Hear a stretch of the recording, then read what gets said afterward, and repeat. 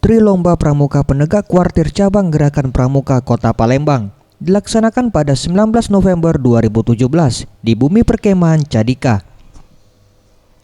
Agus Kelana, Asisten 3 Bidang Administrasi Daerah Kota Palembang, membuka kegiatan. Ditemui usai kegiatan, Agus Kelana menuturkan, kegiatan perlombaan yang diikuti 43 sekolah menengah atas dan sederajat dari Kota Palembang atau 920 orang peserta. Berbagai macam lomba diadakan, mulai dari LTBB, membuat bangunan dari tongkat bambu, dan lomba MTQ.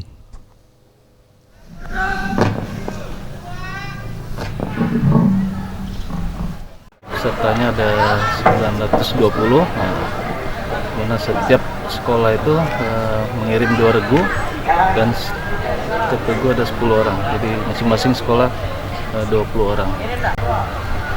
Jadi kita harapkan berdasarkan hasil latihan adik-adik ini di setiap gugus ya, gugus depan, mudah-mudahan ini bisa mencapai hasil yang terbaik ya, dan akan kita pilih pemenangnya ya, juara 1, juara 2, dan juara 3.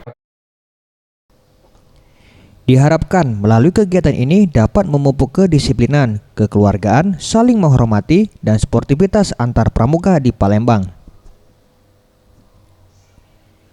Anugrah Sandi Pratama, Sriwijaya TV.